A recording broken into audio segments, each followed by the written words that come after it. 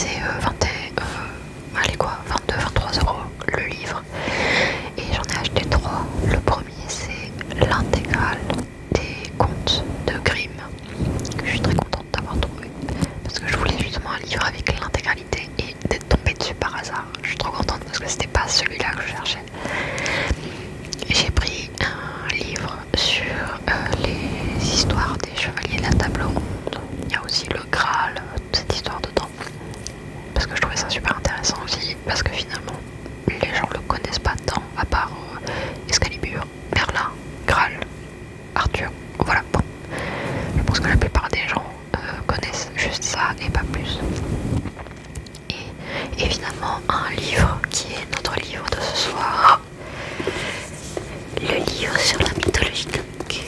Alors, à mon grand regret, il n'y a pas beaucoup d'histoires dedans. J'aurais aimé un recueil un peu plus gros. Mais voilà, on est sur ça. C'est pas énorme. Mais excusez-moi, Willow mange ses croquettes. Mais voilà, le livre est magnifique. Il y a une petite fenêtre. Et les illustrations sont très très belles. Alors de temps en temps, quand il y aura des illustrations un peu grandes, je vous les montre parce que ça vaut vraiment le coup d'œil. C'est des illustrations par Barbara Brun. Big up à elle parce qu'elle est trop forte.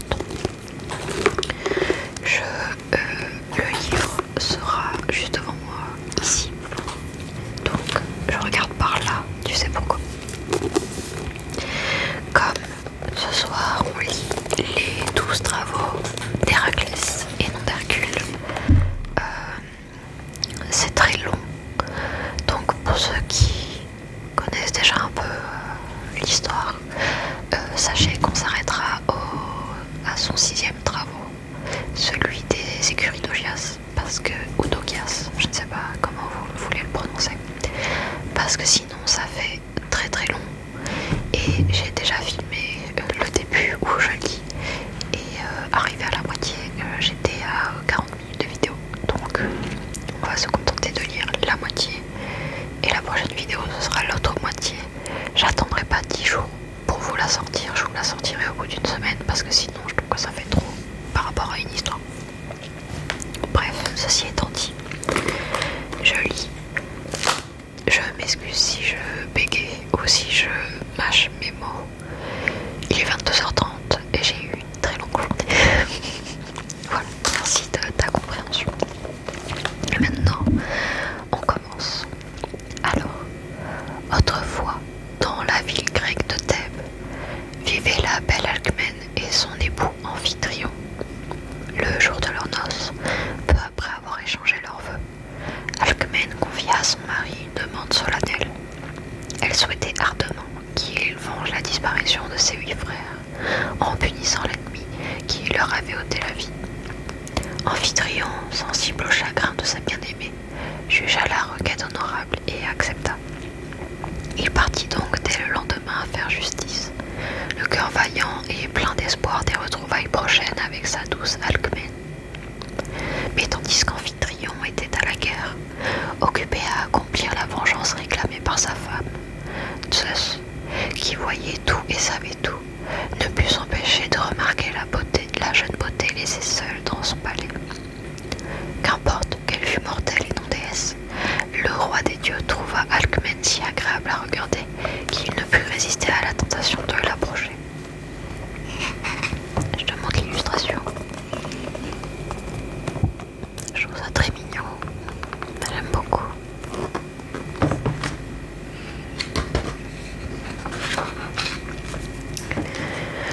Pour ne point offenser la jeune épouse, Zeus recourut à son pouvoir de métamorphose. C'est donc sous l'apparence d'Amphitryon qu'il descendit sur terre à la tombée de la nuit, rejoindre la dame de ses pensées. Alcmène reçut dans un élan de joie celui qu'elle pensait être son mari, puis sans perdre un instant, les yeux brillants, elle voulut connaître l'issue de son périple. « Mon cher mari, le questionna-t-elle, as-tu pu exaucer mon vœu? Vois comme je tremble à l'idée de savoir. Presse-toi de me dire si l'honneur de mes frères est sauf. » Zeus, dont à ce moment-là on aurait pu jurer qu'il s'agissait d'Amphitryon, n'en attendait pas plus pour exposer en détail le récit de la victoire.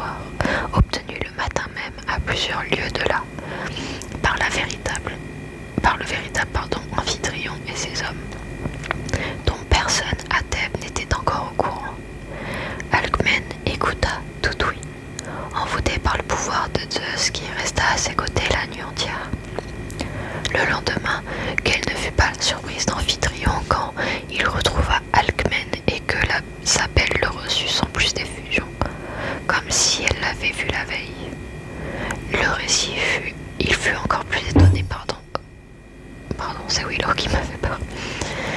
Il fut encore plus étonné quand, au lieu de se passionner pour son récit, Alcmène ne l'écouta que d'une oreille distraite. Devant sa consternation, la femme d'Amphitryon lui rappela aimablement que sa joie était intacte, mais qu'elle était bien au courant de sa victoire. Impossible, s'emporta-t-il. Comment le saurais-tu? Je rentre à l'instant de la bataille où j'ai vengé l'honneur de tes 8 frères. Je venais justement t'annoncer la nouvelle, la première. Mais enfin, bredouilla Alcmène, puisque tu me l'as dit toi-même hier soir, je ne suis pas si sotte pour avoir oublié. Les deux époux, stupéfaits, ne découvrirent le fin mot de l'histoire que plusieurs mois plus tard, 9 mois précisément, quand Alcmène mit au monde 2 garçons, Héraclès et Iphiclès. Du haut de l'Olympe, la femme de Zeus, Héra, n'ignorait rien de l'affaire qui liait son divin mari à la belle mortelle.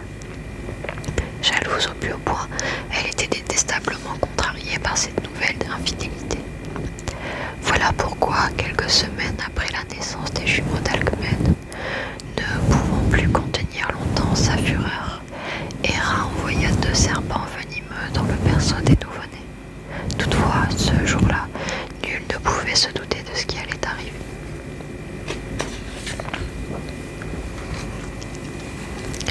Lorsque le premier serpent s'immisça dans le couffin d'osier, une petite main dodue s'en empara.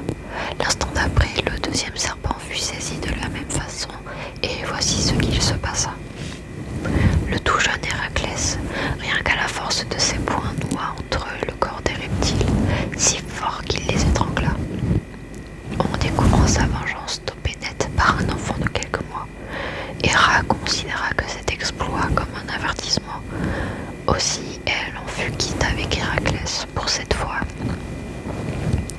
Néanmoins, l'effrayante facilité avec laquelle le nourrisson était venu à bout des 2 serpents déclencha autant d'admiration que de perplexité dans l'esprit de ses parents.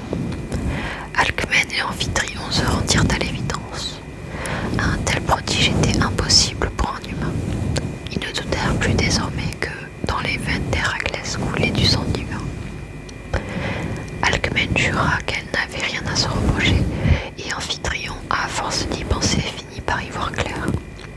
Tout à coup, le souffle coupé, il murmura: « Ce fils n'est sûrement pas le mien, mais celui de Zeus Tout-Puissant. » Il allait céder à la colère quand il réalisa que son Alcmène avait possiblement été trompé par un sortilège. Aussi décida-t-il de croire sa femme et d'accepter la volonté des dieux, en élevant de son mieux le fils de Zeus. Cependant, malgré ses pouvoirs exceptionnels, le petit Héraclès avait hérité de sa mère la vulnérabilité humaine.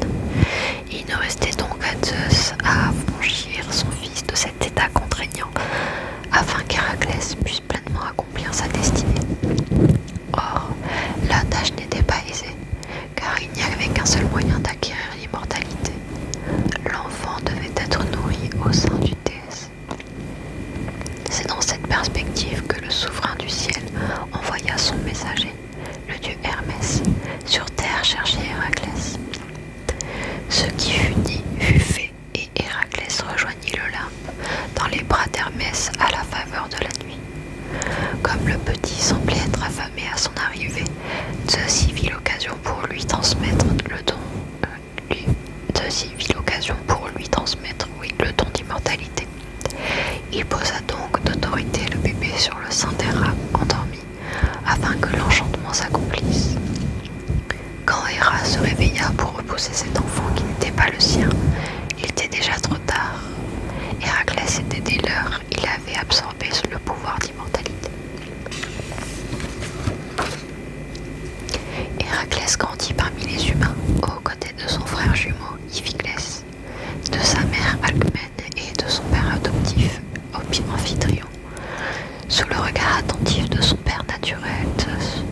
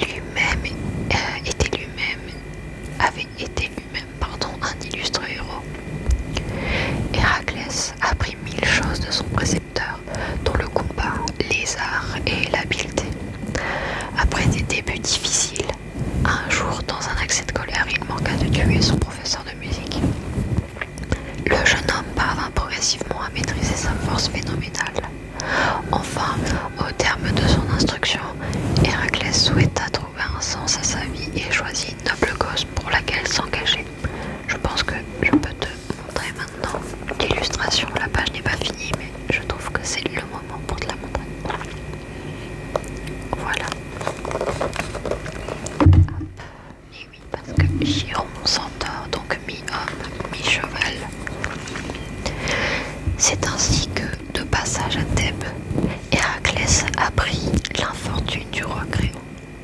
Son royaume était condamné à livrer tous les ans au roi de la cité des Myriens un troupeau constitué de 100 bêtes. En accord avec le roi Créon, Héraclès décida de se révolter contre ce lourd tribut en punissant les Myriens venus chercher leur dû. Lorsque leur roi, Erkinos, découvrit son armée mise en déroute et sans la moindre bête, sa réaction ne se fit pas attendre. Il déclara aussitôt la guerre à la ville de Thèbes. Héraclès, fidèle à sa cause, employa toute son énergie au combat pour rétablir le juste ordre des choses. Le roi des Myriens s'aperçut très vite qu'une force de la nature était venue protéger le camp adverse. Ses troupes étaient en grande difficulté, à tel point qu'il fut contraint de capituler pour éviter de devoir subir de trop grosses pertes. Grâce à Héraclès, la ville de Thèbes fut libérée de sa lourde dette. Dans la joie et l'allégresse, le nom du jeune héros se propageait par-delà les frontières à l'aune de son exploit. En témoignage de sa gratitude, le roi de Thèbes voulut offrir à ce sauveur ce qu'il avait de plus précieux. Il proposa à Héraclès la main de sa fille, la splendide Mégara. Le roi Créon fit sur le champ chercher la princesse afin de la présenter au valeureux Héraclès. Et instantanément, il sut que ces deux-là étaient faits pour s'entendre. Troublés dès le premier regard, les yeux des jeunes gens ne mentirent pas. Héraclès épousa donc Mégara. Ils vécurent ensemble de merveilleuses années et le fruit de leur amour, il advint plusieurs enfants. Mais Héra, la rancunière, ne goûtait pas au bonheur de ce fils illégitime de Zeus à qui tout réussissait. Depuis son échec avec les serpents assassins, la déesse n'avait pas dit son dernier mot. Elle imagina donc un tour abominable dont pour une fois, Héraclès ne pourrait pas s'en sortir par la force. C'est dans ces sombres circonstances que le fils de Zeus se réveilla un matin, frappé de folie furieuse. D'un coup, sa femme et ses enfants lui apparurent sous les traits de dangereux ennemis. Héraclès devint alors incontrôlable, sa force décuplée par une rage épouvantable, et malheureusement, au terme de ce terrible épisode, le pire arriva. Quand Héraclès, sidéré et abasourdi, finit par retrouver ses esprits, il ne put que constater le triste désastre. De son bonheur et sa vie de famille, il ne restait plus rien. Tourmenté par la douleur et la culpabilité, Héraclès décida de cheminer jusqu'au temple de Delphes afin d'y consulter l'oracle. Il voulait connaître la meilleure façon d'agir pour lui désormais, afin d'espérer être pardonné un jour de ses actes de folie. L'oracle s'adressa à lui en ces termes. « Rends-toi à Tirynthe, dans la province d'Argolide. Là, pendant 12 années, tu t'engageras au service de ton cousin, le roi Eurysthée, et tu accompliras loyalement les tâches qu'ils te seront confiées.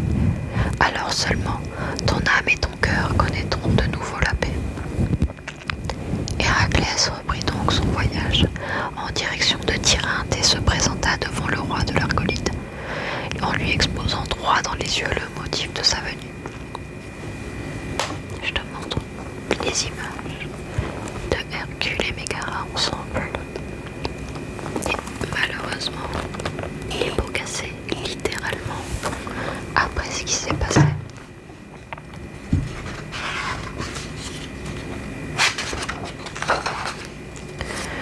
Depuis toujours, le roi Eurysthée enviait secrètement la force, la puissance et la renommée de son cousin. Il avait là l'occasion rêvée de mettre en difficulté le demi-dieu.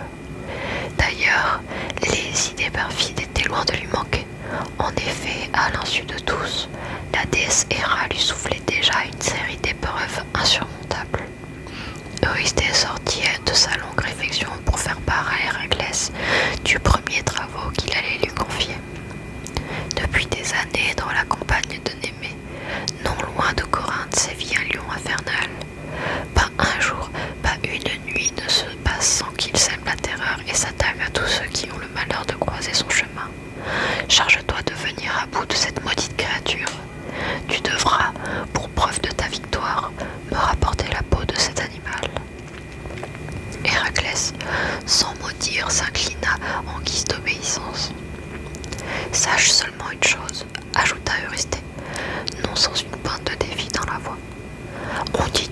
Némée qu'aucune arme n'est assez tranchante pour l'atteindre.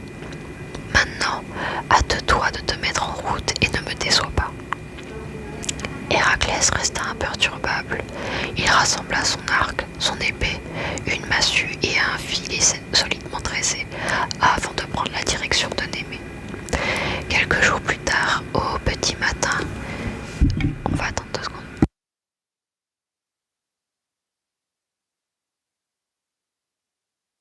C'est bon. Quelques jours plus tard, au petit matin, Héraclès alla au-devant des habitants de Némée. Il ne tarda pas, à apprendre des bergers terrorisés que le repère du lion se trouvait sur une colline avoisinante. Héraclès s'y rendit sur le champ. Il y avait bien là une caverne, mais nulle trace du maudit lion. Héraclès décida de l'attendre, dissimulé parmi les petits arbustes broussailleux. Immobile et sur ses gardes, le valeureux guerrier scrutait les alentours à l'affût du moindre froissement de feuillage. Bientôt, le fauve apparut, gigantesque, puissant, et le poil maculé du sang de sa dernière prise. Il marchait d'un pas assuré vers sa tanière. Héraclès jaillit de sa cachette et, sans hésiter une seconde, il décrocha plusieurs flèches à pleine puissance. Surpris, le lion eut un mouvement de recul, mais l'habile archer s'en était douté et les flèches atteignirent toutes leurs cibles. Pourtant, elles rebondirent de façon stupéfiante sur le fauve, sans lui causer le moindre mal, tel que le roi Eurysthée l'avait prédit. On voit Héraclès avec sa jupe en cuir et son chapeau en train de tirer les flèches.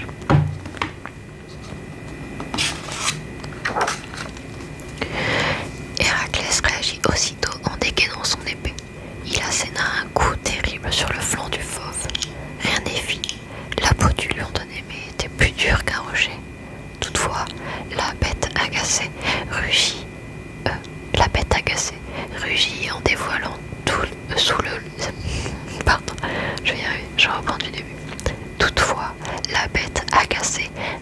dévoilant sous de lourdes babines ses crocs acérés. En guise de réponse, Héraclès fit tournoyer sa masse. Elle s'abattit lourdement entre les oreilles de l'animal qui, plus étourdi que meurtri, se réfugia dans son antre. Héraclès se précipita pour étendre son filet tressé. Désormais, le lion était pris au piège d'un côté de sa tanière. Mais le héros, perspicace, avait repéré un peu plus tôt ce qui ressemblait à une entrée dérobée.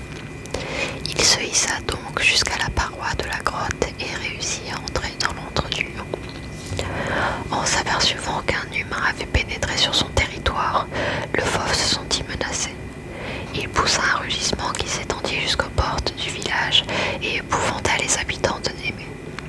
Pourtant, Héraclès ne frémit pas un instant. D'une manière ou d'une autre, il voulait venir à bout de ce fauve. Il le fallait.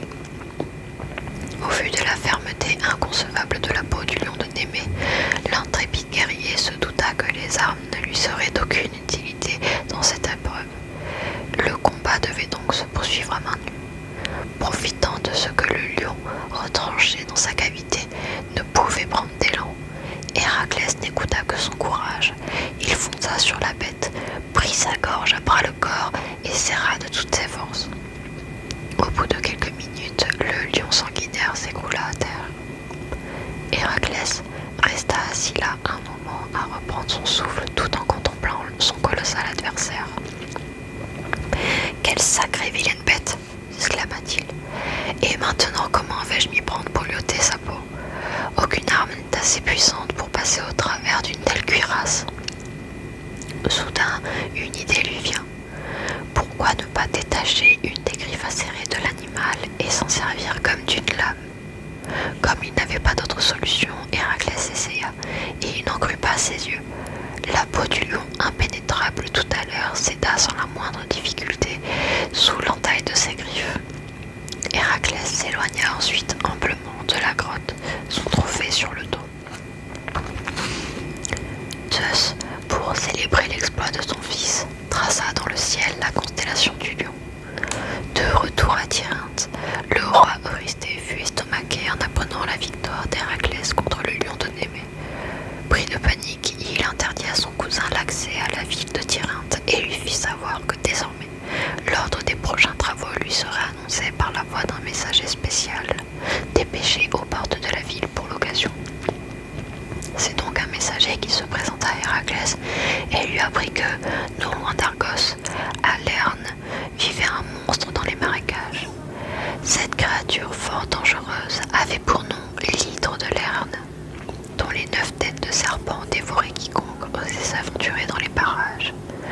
Plus d'un guerrier avait péri en tentant de s'attaquer à plus fort que lui, et on racontait que, pour chacune des têtes coupées, autant lui repoussait. Certains disaient même que l'une de ces têtes était immortelle. Pour son deuxième travail, Héraclès fut donc désigné pour anéantir la terrible hydre de Lerne. Iolaos, le fils d'Iphiclès, accompagna son oncle dans cette aventure. Comme il était souvent préposé à la conduite de son char, il le mena en bordure du bois, jusque dans les marécages. Un peu plus loin, on distinguait une bande de terre où, disait-on, l'hydre avait son repère. Héraclès poursuivit sa progression à pied, puis décocha dans le ciel une dizaine de flèches enflammées. Il espérait ainsi que la bête se monte. Précédé par un sinistre sifflement, l'hydre ne se fit pas attendre. Ses 9 têtes surgirent toutes à la fois. L'une d'elles se dirigea droit sur Héraclès, qui la trancha en un tour de bras. Mais très vite, une autre tête poussa, qui vint remplacer la première. À mesure que l'hydre approchait, Héraclès décapitait les têtes de serpents à une vitesse fulgurante. Seulement, le monstre ne battait pas en retraite, bien au contraire. Sous le regard inquiet du jeune Iolaos, l'insidieuse créature gagnait du terrain. Il la vit s'enrouler étroitement autour des jambes de l'intrépide héros, pendant que les 9 têtes de l'hydre ne cessaient d'onduler férocement, se régénérant sans cesse. Je vais te montrer. En bas de la page, c'est que des têtes d'hydre. Je trouve que c'est très bien dessiné, c'est original. C'est alors que le garçon vit apparaître 2 énormes crabes à l'air menaçant. Leurs puissantes pattes, terminées par des pinces rageusement dressées, semblaient vouloir s'en prendre au même et unique adversaire.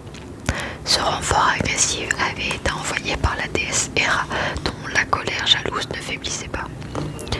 Son vœu le plus cher étant de se débarrasser de ce fils de Zeus, elle n'avait pas hésité à prendre part aux hostilités. Au moment où Héraclès était de plus en plus en difficulté face à l'hydre, les pinces des crabes prirent les chevilles du demi-dieu en étau avec une force épouvantable. Même attaqué de toutes parts, pas une seconde le héros ne perdit espoir. Il envoya de tels coups de talon aux crabes qu'il fendit leur carapace, et par chance, le terrible choc fit s'ouvrir instantanément les pinces des crabes, libérant Héraclès de cette étreinte infernale. Cependant, Héraclès n'ignorait pas à quel point la situation était préoccupante. Malgré les têtes de serpents qui tombaient comme si l'on pleuvait, l'hydre était de plus en plus vaillante. Il lui fallait au plus vite trouver un moyen de contrer l'ignoble créature. Le jeune Iolaos, spectateur malgré lui de l'impitoyable combat, ne doutait pas que son oncle eût besoin de lui. Aussi, malgré le danger, il prit la décision d'intervenir au péril de sa vie. Le garçon, plus léger que son oncle, traversa les marécages sans encombre et brandit à hauteur de l'hydre une torche enflammée. Ce geste courageux n'eut malheureusement pas l'effet escompté, mais en voyant ainsi s'approcher son neveu, Héraclès eut une idée.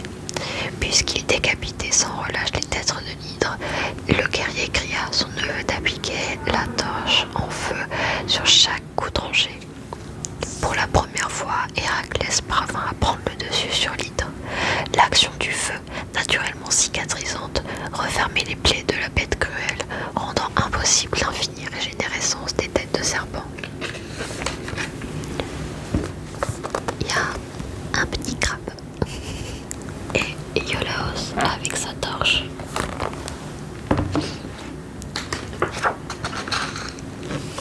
Bientôt, les 2 combattants constatèrent avec soulagement qu'il ne restait au monstre qu'une seule figure. La tête immortelle de l'hydre de Lerne, songea Héraclès.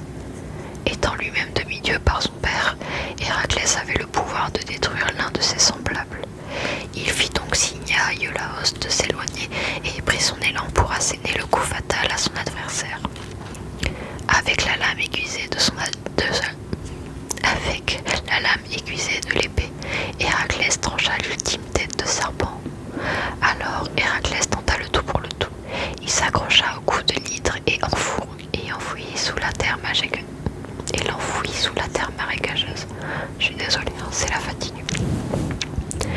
Héraclès ne relâcha son étreinte mortelle que lorsque fut assuré que l'hydre était convaincu. Il fendit alors en deux le corps de la créature maléfique qui répandit son sang noir. Le héros, pensif, y plongea la pointe de ses flèches. Peut-être cela pourrait-il lui servir par la suite pour affronter une autre créature plus redoutable encore. Mais cette victoire contre l'hydre de Lerne n'en fut malheureusement plus tout à fait une lorsque Eurysthée fut averti. Le fourbe roi de Tyrinthe refusa de prendre cette épreuve en compte au prétexte de l'aide qu'il avait été fournie par Iolaos. Ainsi, malgré l'évident succès d'Héraclès, son deuxième travail fut donc considéré comme nul.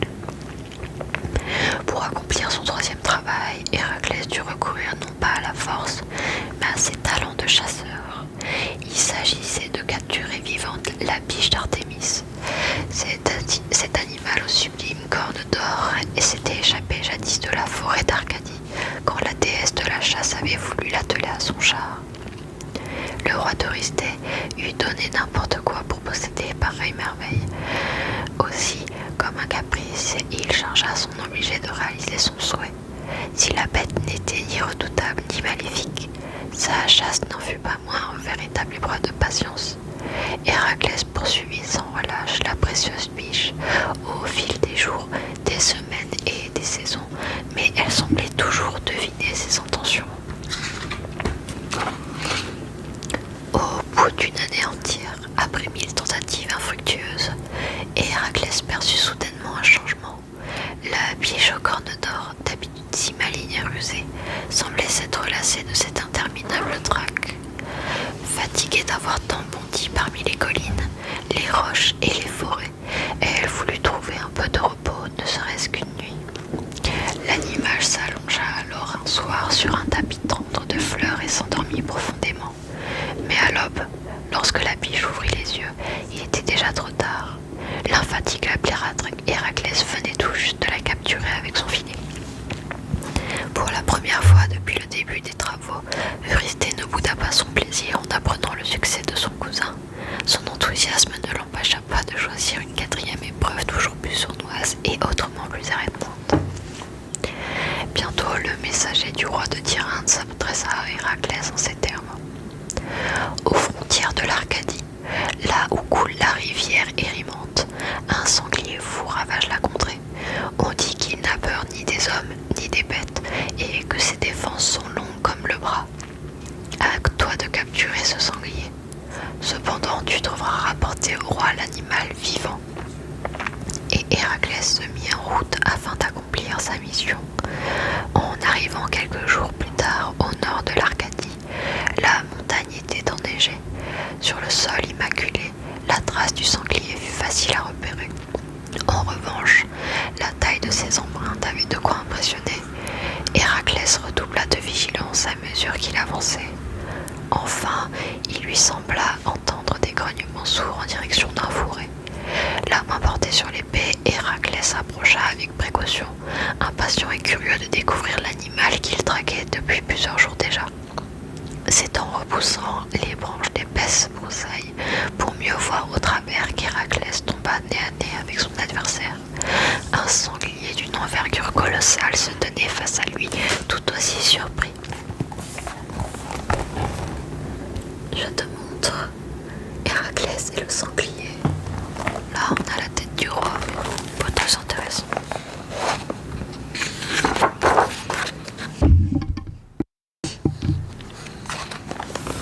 Fin observateur, Héraclès avait juste eu le temps de voir que l'animal se trouvait au bord d'un fossé profond. Ni une ni deux, le héros saisit l'occasion. Il se mit à pousser d'atroces et puissants hurlements. Par chance, il arriva exactement ce qu'il espérait. Le sanglier est désorienté parce qu'il a tout son poids vers la pente enneigée.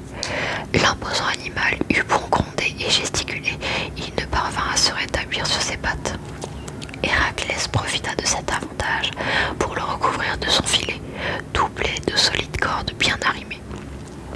Une fois certain qu'il ne puisse s'échapper, le vaillant homme chargea la bête sur son dos et s'enfuit du côté de Tirynthe, rapporter son trophée au roi Eurysthée.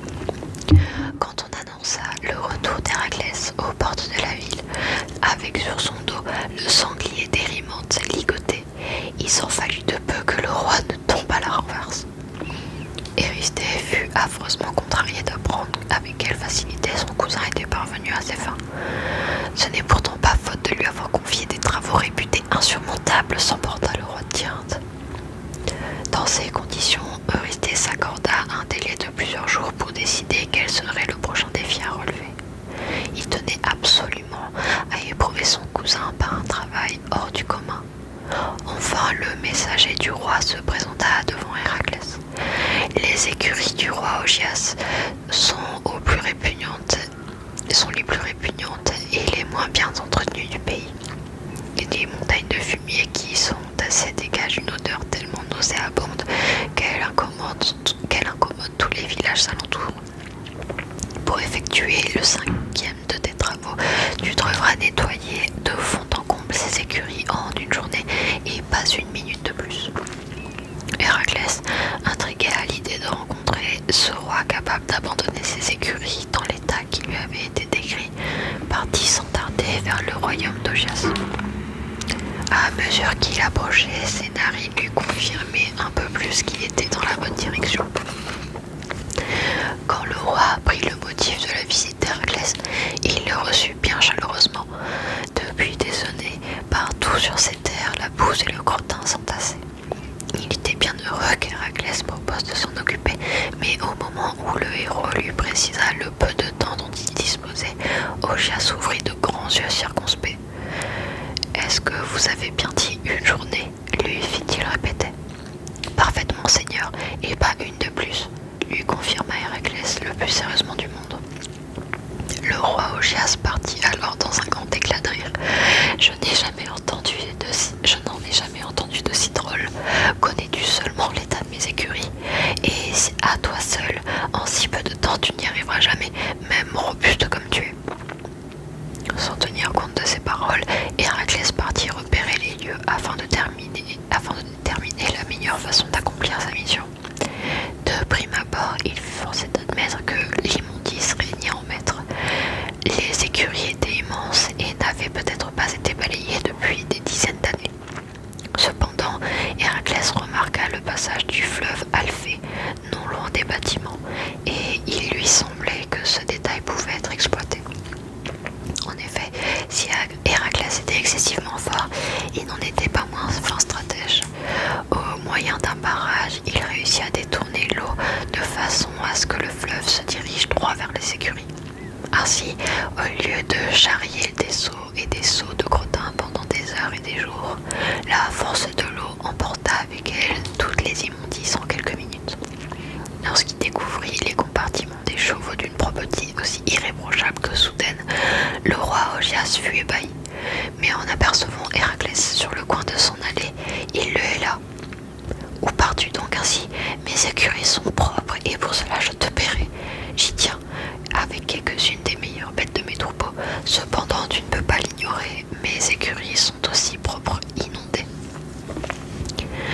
Seigneur, vos écuries sont nettoyées, tel que vous l'avez dit. Ainsi ma mission se trouve accomplie. J'accepte volontiers les bêtes que vous souhaitez me donner et je vous en sais gré.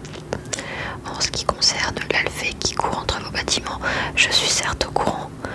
Il ne vous reste qu'à faire déconstruire le barrage par vos gens afin que le fleuve retrouve son cours d'origine. Cela ne devrait pas prendre plus d'une journée, répond Héraclès avec malice. De retour à Tirynthe, le héros fit savoir qu'il avait effectué en temps et en heure le 5e travail confié par Eurysthée. En apprenant que son obligé cousin